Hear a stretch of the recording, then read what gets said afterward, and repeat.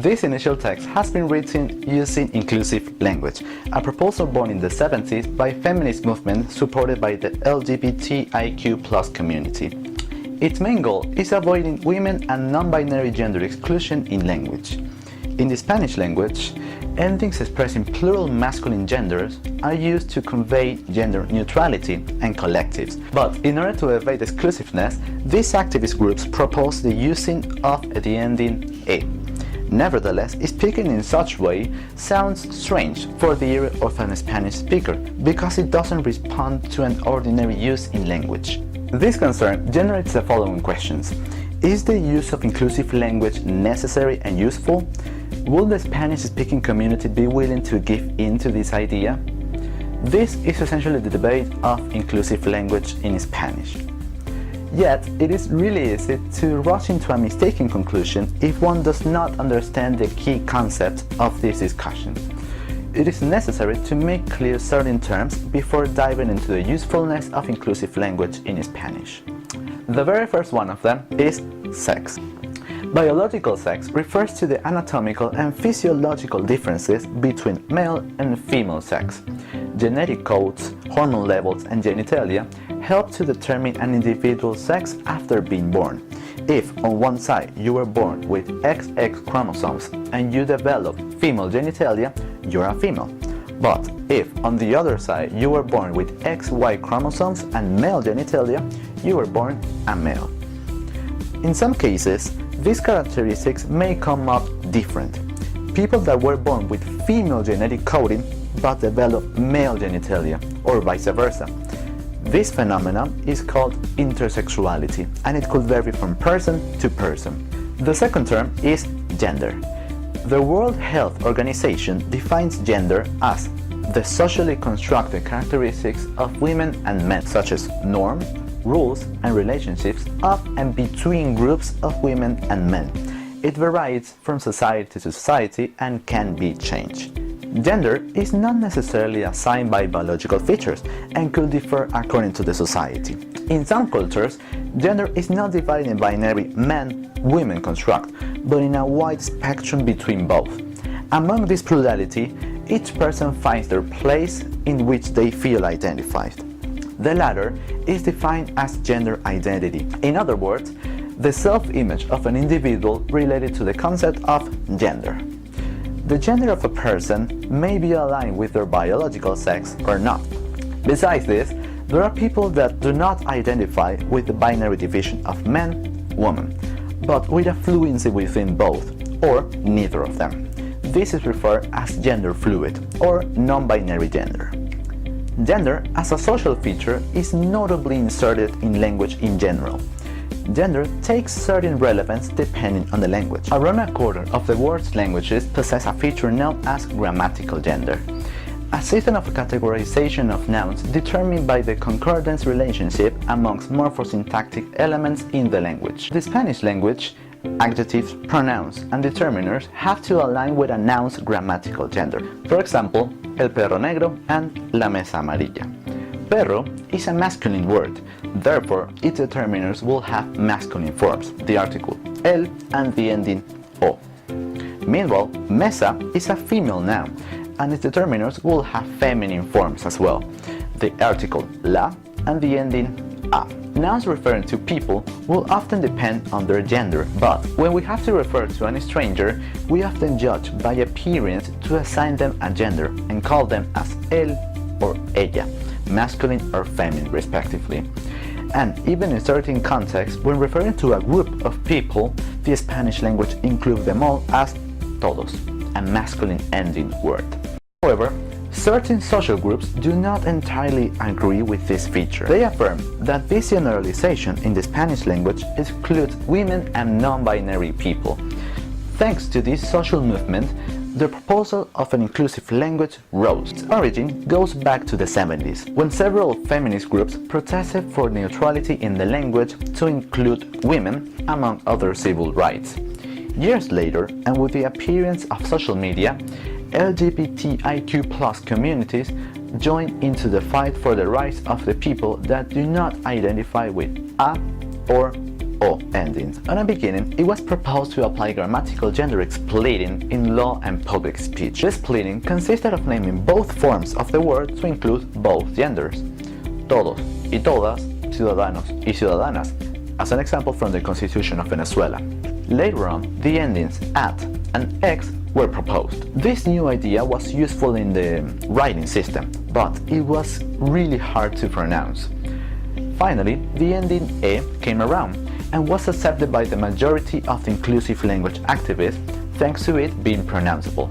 This new feature will be used in contexts where we need to address people we do not know their gender. For example, instead of referring them as todos, it will be todes. According to the Spanish grammatical rules, argumentative, possessive, and determiners will also be affected by this change. For example, ese chique es hermoso. Animal and inanimate nouns will say the same, as their grammatical gender is not defined by gender identity per se. We will still be saying la mesa amarilla and el perro negro. However, is the use of inclusive language truly necessary? How useful could it be in the overall reality of the language? On one side, inclusive language activists reaffirm that the usage of inclusive language helps the fight against discrimination, enhancing moral and ethic basis, looking for a politically correct society. Es efectivamente una propuesta política que parte de la idea de que el lenguaje es el andamiaje del pensamiento. Y en este sentido también plantea que el lenguaje como propuesta social surge en un contexto histórico que estaba dominado por los hombres. En este sentido, son los hombres los que deciden las representaciones lingüísticas y donde hay una mayor representatividad y un mayor dominio hasta en el discurso.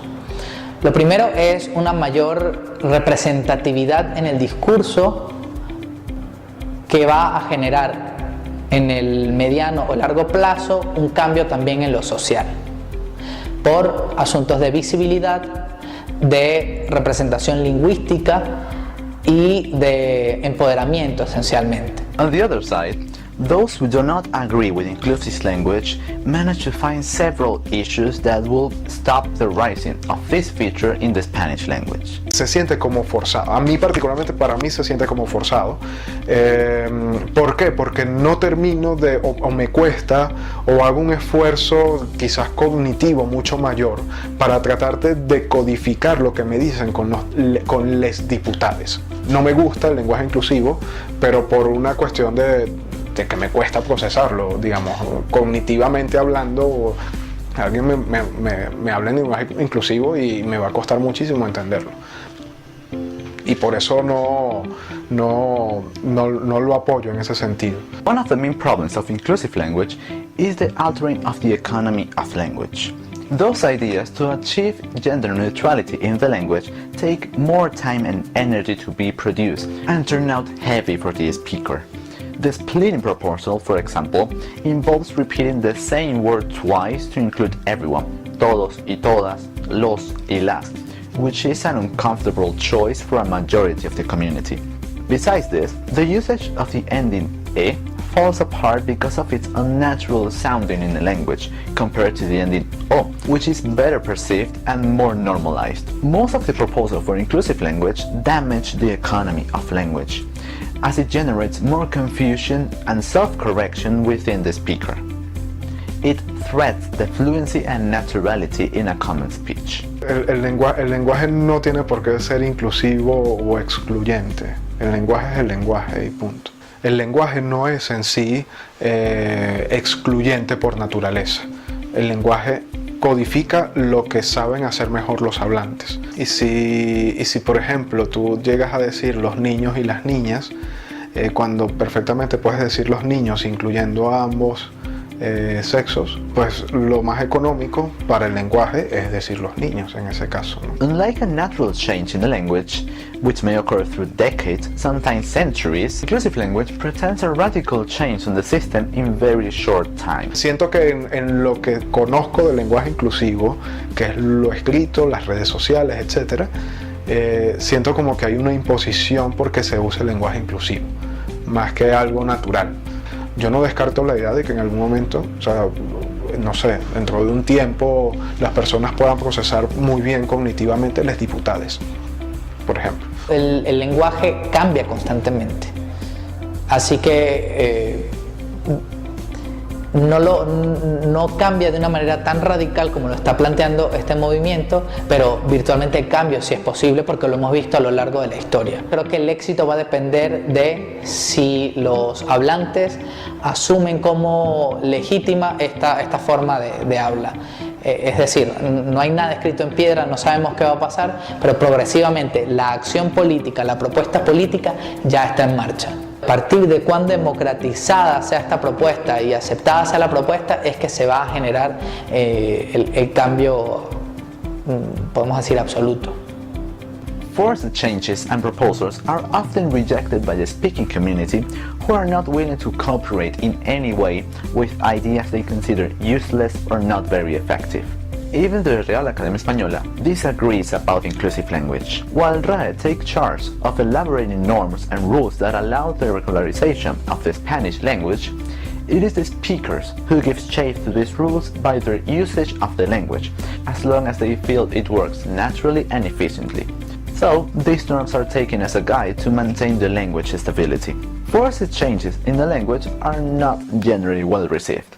As we have seen so far, it turns out useless to include a new feature to the system.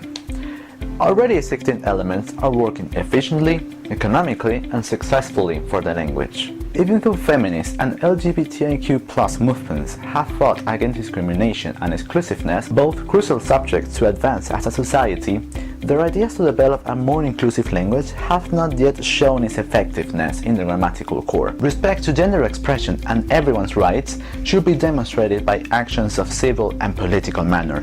Changing a letter in the language is not enough to eradicate discrimination and hatred in today's society.